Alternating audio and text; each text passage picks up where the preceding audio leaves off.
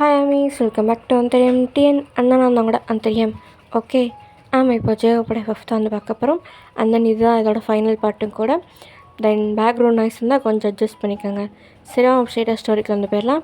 எதுலேருந்து வச்சுருந்தோமோ வந்து கண்டிப்பாக பண்ணலாம். இதில் வச்சுருந்துருப்போம்னா நம்ம ஜெயோப்பை வந்து இங்கே ஊர் முன்னாடி லிஃப்ட் அடிச்சுருந்துருப்பீங்க. அங்கே இருக்க எல்லாருமே ஷாக்கில் இருந்திருப்பாங்க. அதோட்டமாக சர்நெக்ஷனை பார்க்கலாம் வாங்க. நீங்கள் இப்போ திரும்பி உங்கள் ஃபேமிலியை வந்து பார்க்குறீங்க. அவங்க எல்லாருக்கும் இப்போ என்ன சொல்லணுன்னே தெரில. ஒரு மாதிரி ஸ்டன்னாகி பார்க்குறாங்க. எத்தா என்ன பண்ணிடுச்சுக்க அப்படின்ற மாதிரி உங்கள் பாட்டி கேட்குதா. நீங்கள் போதும் நிறுத்துங்க, தப்பு ஏமலையும் தான் இருக்குது. தண்டனை கொடுக்கணுன்னா நீங்கள் எனக்கும் சேர்த்து தான் கொடுக்கணும். நான் தான் அவனை துரத்து லவ் பண்ணேன். அவன் என்னை விட்டு விலைக்கு தான் போனான். நான் தான் வலுக்கட்டாயமாக அவனை என்னை லவ் பண்ண வச்சேன் அப்படின்ற மாதிரி சொல்கிறீங்க. தென் அங்கே இருக்கவங்க யாருக்கும் அடுத்து என்ன பேசணுன்னே தெரில. அப்புறம் என்னப்பா, இந்த பிள்ளையை ஒத்துக்கிடுச்சு, நம்ம தண்டனைலாம் இப்போ கொடுக்க முடியாது, அவன் எந்த தப்பும் பண்ணலை அப்படின்னு சும்மா வந்து அந்த நாட்டம் இருப்பாங்கல்ல, அவங்க வந்து சொல்கிறாங்க. உங்கள் அப்பா, இந்த பார் ஒயன், இந்த அழகில் ஒரு இன்ஃபேக்சுவேஷன்லாம் கொஞ்ச நாள் தான் இருக்கும். இப்போ உனக்கு நல்லா இருக்க மாதிரி தெரிலாம், பின்னாடி ரொம்ப வருத்தப்படுவேன் அப்படின்னு சும்மா வந்து சொல்கிறாரு. நீங்கள் நான் அவன் அழகை பார்த்து லவ் பண்ணல டாடி.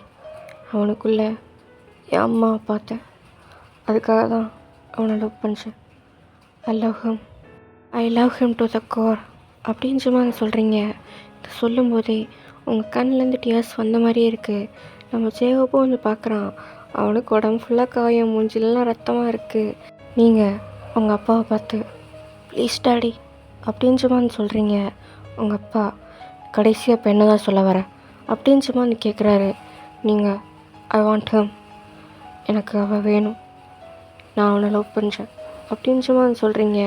உங்கள் அப்பா அவன் வேணுமா நான் வேணுமா கடைசியாக கேட்குறேன் அப்படின்னு சும்மா சொல்கிறாரு. இது உங்களுக்குமே ஒரு மாதிரி பிரேக்கிங்காக தான் இருக்குது. நீங்கள் சாரி டாடி, நான் என்றைக்குமே கொடுத்த வாக்க மீறினதில்லை, அதே மாதிரி சொன்ன வார்த்தையை காப்பாற்ற விட்டதில்லை. நான் இப்போ உங்களை சூஸ் பண்ணால் இந்த 2 வார்த்தைக்கும் நான் துரோகம் பண்ணுற மாதிரி இருக்கும். உங்கள் வளர்ப்பு நான் யாருக்கும் துரோகம் பண்ண மாட்டேன் அப்படின்னு சும்மா வந்து சொல்கிறீங்க. உங்கள் அப்பாவுக்கு இப்போ ஒரு மாதிரி அவருக்குமே அழுக வருது. இதுதான் ஃபைனல் முடிவா? எஸ் டாடி, இனிமே உனக்கு எனக்கு எதுவும் இல்லை, ஓகேவா? ஓகே டாடி அப்படின்னு சொல்லி நீங்கள் கீழே குனிஞ்ச மாதிரி வந்து சொல்கிறீங்க. உங்கள் அப்பா இதோட நீ யாரோ நான் யாரோ அப்படின்னு சும்மா சொல்லிட்டு அங்கேருந்து கார் எடுத்துகிட்டு போயிடுறாரு. உங்களுக்கு செம்ம பிரேக்கிங்காக இருக்குது. நீங்கள் வந்து அழுதுகிட்டே இருக்கீங்க. நிமிர்ந்து உங்கள் தாத்தா பாட்டியை பார்க்குறீங்க. அவங்களும் எதுவுமே சொல்லாமல் அங்கேருந்து வந்து போயிடுறாங்க. தென் கொஞ்சம் கொஞ்சமாக அந்த பஞ்சாயத்தும் கலைஞ்சி வந்து போக ஸ்டார்ட் பண்ணுது. இப்போது நீங்கள் ஜெயோப்போட ஃப்ரெண்ட்ஸு, உங்கள் தம்பி, ஜெயோப்போட ஃபேமிலி அவ்வளோதான் இருக்காங்க. நீங்கள் திரும்பி நம்ம ஜெயோப்பை பார்க்குறீங்க. அவன் என்னால் தானே இதெல்லாம் அப்படின்னு சும்மா வந்து கேட்குறானா. நீங்கள் இல்லை, இதெல்லாம் நடக்கும்னு தெரிஞ்சு தான் நான் இது பண்ணோம், அப்புறம் எவ்வளோ ஃபீல் பண்ணுறேன், என்னால் தான் நீங்கள் இப்போ உங்கள் அப்பா இழந்துட்டு நிற்கிறீங்க அப்படின்னு சும்மா கேட்குறானா. நீங்கள் உயிரோடு தானே இருக்கார், அந்த ஆளுக்கு என் மேலே பாசம் ஜாஸ்தி, இப்போ கோவப்படுவான், அடுத்த அவனே வந்துடுவான் அப்படின்னு சும்மா சொல்கிறீங்க. பட் ஸ்டில் உங்கள் கண்ணிலேருந்து டியர்ஸ் வருது. நீங்கள் அப்படியே திரும்பி உங்கள் தம்பியை பார்க்குறீங்க. அவன் அவங்கள பார்த்து லைட்டாக ஸ்மைல் பண்ணுறான்.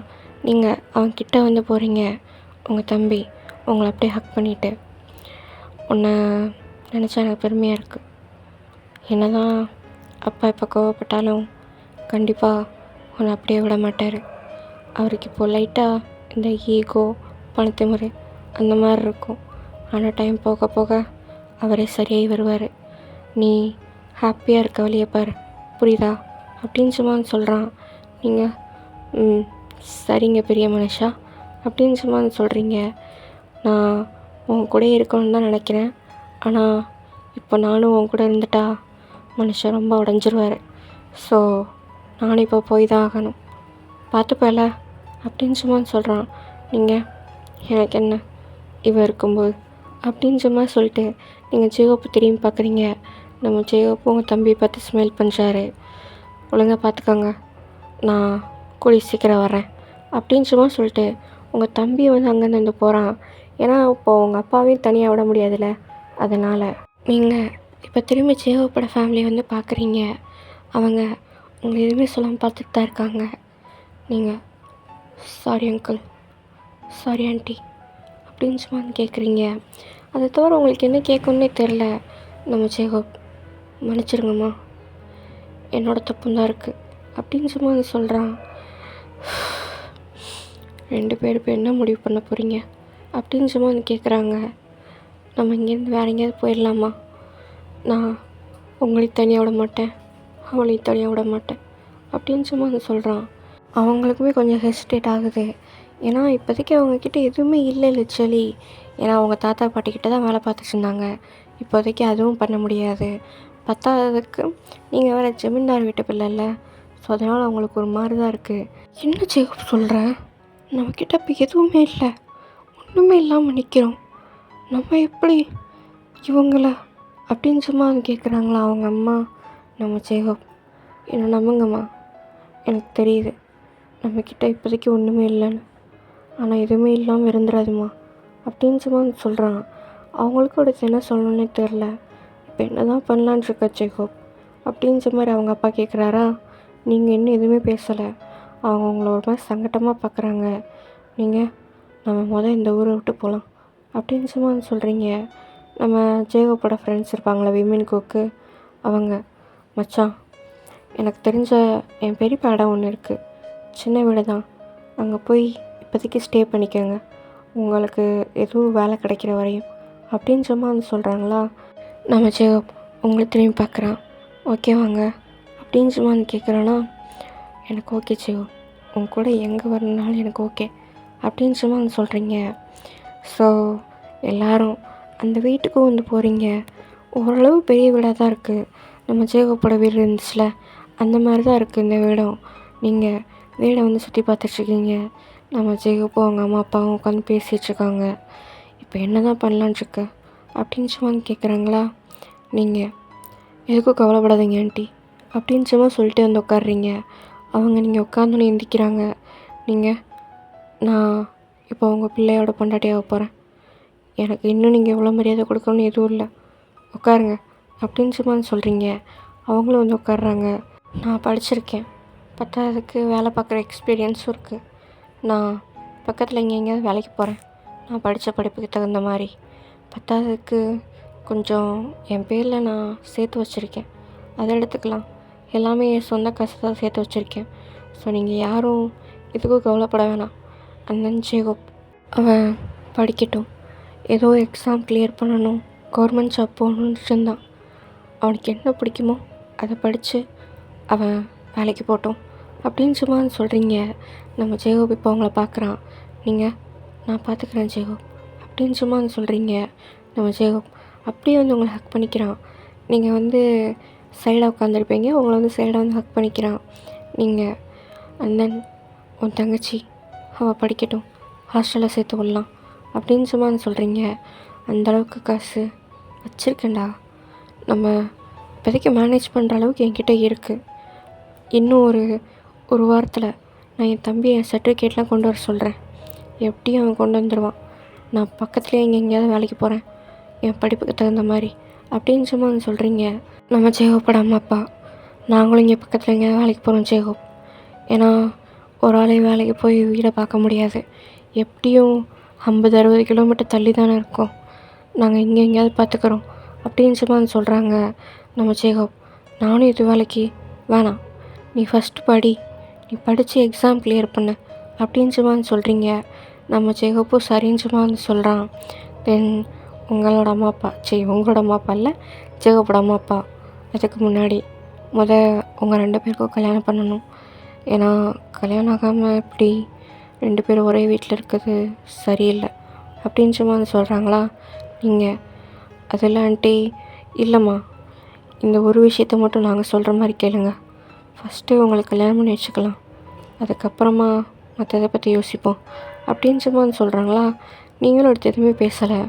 தென் ஒரு டைம் ஸ்கிப், ஒரு 2 days கழித்து உங்களுக்கு சிம்பிளாக பக்கத்தில் இருக்க கோயிலில் நீங்கள் ஜேகப்போட family and then women cook, அப்புறமா அவங்க தம்பி அவங்கள வச்சு மட்டும் உங்களோட கல்யாணம் வந்து நடக்குது. உங்களுக்கு வந்து இது ஹாப்பி தான். ரொம்ப சிம்பிளாக இருக்குது அப்படிலாம் இல்லை. உங்களுக்கு ஜேகோப் கூட கல்யாணம் ஆகுது. அதுவே உங்களுக்கு ரொம்ப ஹாப்பியான விஷயந்தான். நீங்கள் ஹாப்பியாக தான் இருக்கீங்க. நம்ம ஜேகோப் தான் ஒரு மாதிரி யோசித்த மாதிரியே இருக்கான். தென் அன்றைக்கி நைட்டு உங்களுக்குன்னு தனியாக ஒரு ரூம் இருக்குது அப்படி வந்து வச்சுக்கோங்க. நீங்கள் 2 பேர் அங்கே வந்து உட்காந்துருக்கீங்க. நம்ம ஜேகோப் ஸ்டில் ஒரு மாதிரி குழப்பத்தில் இருக்கானா. நீங்கள் என்னாச்சு ஜேகோப் அப்படின்னு சும்மா வந்து கேட்குறீங்க. அவன் ஒன்று சொன்னால் கோச்சிக்க மாட்டிங்களே அப்படின்னு சும்மா வந்து கேட்குறானா. நீங்கள் என்னது அப்படின்னு சும்மா வந்து சொல்கிறீங்க. இல்லை, இப்போ நம்ம குடும்பம் இருக்க நிலைமையில் நம்ம 2 பேரும் ஹாப்பியாக இருக்க என்னால் முடியாது. உங்களுக்கு எதுவும் கோவமா அப்படின்னு சும்மா வந்து கேட்குறானா. நீங்கள் அவனை பார்த்து சிரிக்கிறீங்க. அவன் உங்களை ஒரு மாதிரி கன்ஃபியூஸாக பார்க்குறான். நானே இதை அவன்கிட்ட சொல்லலான்ட்டு இருந்தேன். இப்போதைக்கு நீ படிக்கிறதுலையும் உன்னோட பரீட்சையை கிளியர் பண்ணுறதுலையும் மட்டும் கான்சன்ட்ரேட் பண்ணு. மற்றதெல்லாம் நம்ம அப்புறமா பார்த்துக்கலாம். அண்ட் தென் இப்போ குடும்பம் இருக்க நிலைமையில் இன்னொரு ஜீவன் வந்தால் அதையும் பார்த்துக்க முடியுமான்றது டவுட்டு தான். ஸோ எனக்கு புரியுது, எனக்கு எந்த கோபமும் இல்லை அப்படின்னு சும்மா சொல்லிட்டு அவனை ஹக் பண்ணி அவன் கன்னத்தில் வந்து கிஸ் பண்ணுறீங்க. தென் இந்த மாதிரியே உங்களுக்கு டேஸும் வந்து பாஸ் ஆகுது. நீங்கள் 2 பேரும் ஸ்டில் வந்து டிஸ்டன்ஸில் தான் இருக்கீங்க. ஹஸ்பண்ட் அண்ட் ஒய்ஃபாக வாழ ஆரம்பிக்கலை. ஏன்னா 2 பேருக்குமே ஒரு எண்ணம், ஃபேமிலியை கொஞ்சம் நல்லா இடத்துக்கு கொண்டு வந்துட்டு அப்புறமா குழந்தை குட்டின்னு ஸ்டார்ட் பண்ணலாம். ஈவன் அவன் பரீட்சைலாம் முடிஞ்சதுக்கப்புறமே நீங்கள் லைஃப்பை ஸ்டார்ட் பண்ணலாம் அப்படின்ற மாதிரி வந்து யோசிச்சுருக்கீங்க. ஏன்னா இப்போதைக்கு அவனை வந்து படிப்பில் தான் இருக்கணும் அப்படின்ற மாதிரி உங்களோட எண்ணம். தென் சொன்ன மாதிரியே நீங்கள் பக்கத்துலேயே உங்களோட படிப்புக்கு தகுந்த மாதிரி ஒரு வேலை தேடியிருக்கீங்க. உங்கள் மாமனார் மாமியாரும் அவங்களால என்ன வேலை முடியுமோ அதெல்லாம் பார்த்து ஃபேமிலியை வந்து கொஞ்சம் நல்லாவே வந்து ரன் பண்ணிகிட்ருக்கீங்க. தென் ஜேகோப்போட தங்கச்சியும் வந்து படிக்க வச்சிட்ருக்கீங்க. என்ன தான் நீங்கள் அவங்களோட மருமகளாக இருந்தாலும் உங்களுக்கு இந்த வீட்டில் தனி மரியாதை இருக்க தான் செய்யுது. தென் டைமும் வந்து பாஸ் ஆகுது. இப்போ அவங்க 2 பேரும் கல்யாணம் ஆகி கிட்டத்தட்ட 8 மாதத்துக்கிட்ட ஆயிடுச்சு. ஜேகோப்போட எக்ஸாமும் வந்து வருது. அவன் எக்ஸாமையுமே வந்து கிளியர் பண்ணிட்டான். உங்களுக்கு செம்ம ஹாப்பி, ஜேகோப்புமே ஹாப்பி தான். அப்படி என்ன எக்ஸாம் கிளியர் பண்ணியிருப்பான்னா ஐஏஎஸ் எக்ஸாம் தான்.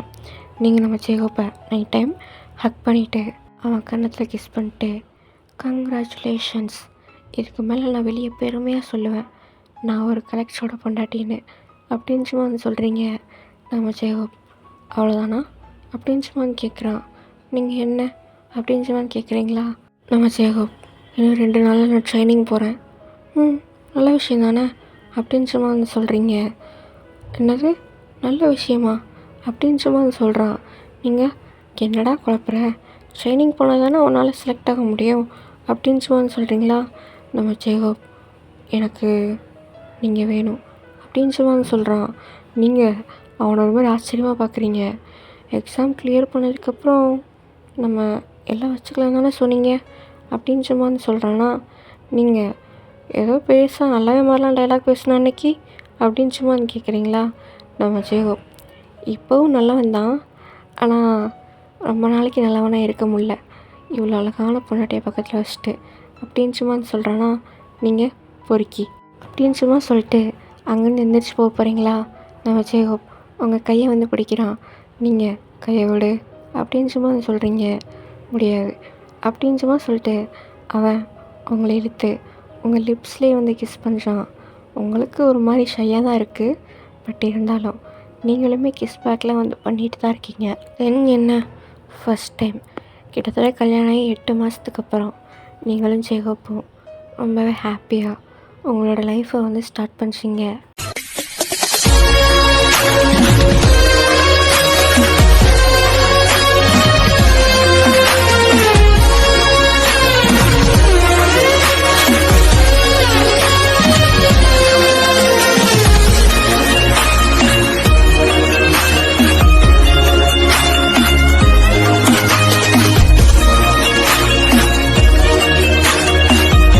அந்த 2 days லிட்ரலி நீங்கள் ரூமை விட்டு வெளியவே வரல, அந்தளவுக்கு வந்து ஹாப்பியாக இருக்கீங்க. தென் 2 days கழிச்சு நம்ம ஜேகோப்பும் ட்ரைனிங்க்காக வந்து கிளம்புறான். நீங்கள் அவனை ஹாப்பியாக தான் வழி அனுப்பி வைக்கிறீங்க. ஏன்னா இது ரொம்ப பெரிய விஷயம் இல்லை. எவ்வளோ கஷ்டத்துலேருந்து நீங்கள் வந்து இப்போ அவன் கலெக்டராக ட்ரைனிங் எடுக்க போகிறான் அப்படின்ற இடத்துல உங்களுக்கு ஹாப்பியாக தான் இருக்குது. அவனை ஹாப்பியாகவே வழி அனுப்பி வந்து வைக்கிறீங்க. தென் கொஞ்ச நாள் கழித்து நம்ம ஜேகோப் ட்ரைனிங்கும் முடிச்சுட்டு வீட்டுக்கு வந்து வராரு. அவளை பார்த்து என்னை ரொம்ப மிஸ் பண்ணிங்களா என்ன அப்படின்னு சும்மா வந்து கேட்குறானா, நீங்கள் இல்லைப்பா உன்னை நான் மிஸ் பண்ணவே இல்லை, உன் இடத்த ஃபில் பண்ண தான் இப்போ இன்னொருத்தர் இருக்காங்களே அப்படின்னு சும்மா வந்து சொல்கிறீங்க. நம்ம ஜேகோப்பு சிரிச்சுக்கிட்டே உங்கள் பேபி பம்பில் வந்து கை வைக்கிறாரு. எஸ், நீங்கள் வந்து இப்போ ப்ரெக்னெண்ட்டாக இருக்கீங்க. கிட்டத்தட்ட ஒரு 6-7 மந்த் கிட்ட இருக்கும் உங்களுக்கு. ஸோ அன்றைக்கி நைட்டு ஆப்வியஸ்லி ரொம்ப நாள் கழிச்சு வந்திருக்கா, நீங்கள் ஹாப்பியாக தான் இருந்திருப்பீங்க. அதெல்லாம் முடிச்சதுக்கப்புறம் நம்ம ஜேகோப் எனக்கு ரொம்ப ஹாப்பியாக இருக்குது அப்படின்னு சும்மா வந்து சொல்கிறான். நீங்கள் எனக்கும் தான் அப்படின்னு சும்மா வந்து சொல்கிறீங்க. போய் சொல்லாதீங்க, உங்களுக்கு ஏதோ ஒரு சங்கடம் இருக்குல்ல, நான் வந்ததுலேருந்து அதை நோட் பண்ணிட்டு தான் இருக்கேன், என்னன்னு சொல்லுங்கள் அப்படின்னு சும்மா வந்து கேட்குறான். நீங்கள் ஒன்றும் இல்லை ஜேகோப் அப்படின்னு சும்மா வந்து சொல்கிறீங்க.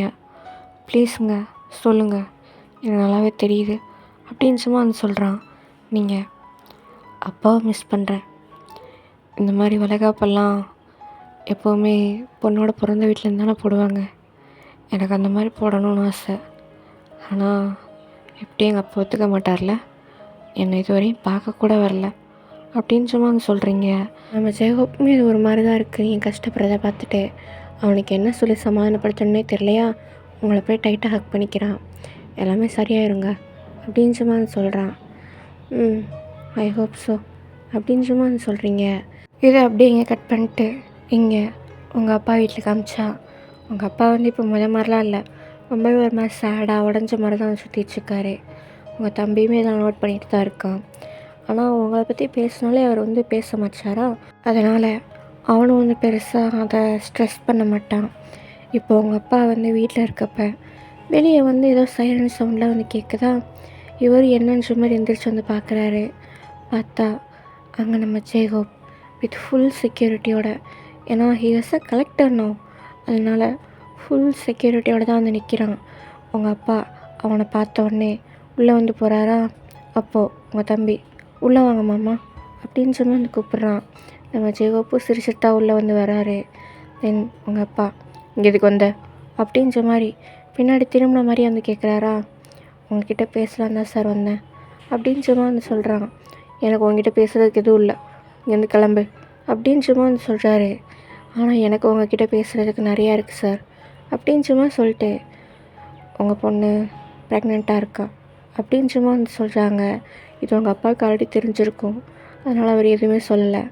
அப்போ உங்களுக்கு இந்த விஷயம் முன்னாடியே தெரியும்ல அப்படின்னு சும்மா வந்து கேட்குறானா, தேவையில்லாமல் பேசாமல் இங்கேருந்து கிளம்பு அப்படின்னு சும்மா வந்து சொல்கிறாரு. நான் கிளம்ப தான் சார் போகிறேன், ஆனால் ஒரு ரெக்வெஸ்ட் மட்டும் உங்ககிட்ட கேட்கணும். பொண்ணுங்க ப்ரெக்னெண்ட்டாக இருக்கப்போ அதிகமாக வீட்டோட ஞாபகம் வரும்னு சொல்லுவாங்க. அதே மாதிரி தான் அவங்களுக்கும் அதிகமாக அவங்களோட ஞாபகம் வருது. உங்ககிட்ட பேசலான்னு ட்ரை பண்ணியிருக்காங்க, நீங்கள் வேணான்னு ஒதுக்கி வச்சுருக்கீங்க. நான் நீங்கள் பேசுங்கன்னு சொல்லலை, ஆனால் அவங்களோட ஃபீலிங்ஸையும் கொஞ்சம் கன்சிடர் பண்ணுங்கன்னு சொல்கிறேன். ஏய் யாரா நீ, நீ எனக்கு யாரும் இல்லை, அவளும் எனக்கு யாரும் இல்லை அப்படின்னு சும்மா வந்து சொல்கிறாரா. நீங்கள் அதை அவங்க கண்ணை பார்த்து சொல்ல முடியுமா, நீங்கள் அவங்கள மிஸ் பண்ணுறீங்கன்ற விஷயம் எனக்கும் தெரியுது. நான் எதுக்காக அவங்கள இதுவரை சந்திக்கலைன்னா, உங்கள்கிட்ட பேசும்போது நான் ஒரு நல்ல நிலமையில இருக்கணும், உங்கள் பொண்ணை நான் நல்லா வச்சு பார்த்துப்பேன்ற எண்ணம் உங்களுக்கு வரணுன்னு தான் இதுவரையும் நான் பேசலை. இன்றைக்கே பேசுகிறேன்னா இன்றைக்கி அந்த நிலமையில நான் இருக்கேன்னு நம்புகிறேன். நான் இதுவரையும் அவங்க நல்லா தான் பார்த்து செஞ்சுருக்கேன், இதுக்கு மேலே நான் நல்லா தான் பார்த்துப்பேன் அப்படின்னு சும்மா வந்து சொல்கிறான். உங்கள் அப்பா எதுவுமே சொல்லாமல் அவனை பார்த்துட்டு தான் இருக்காரு.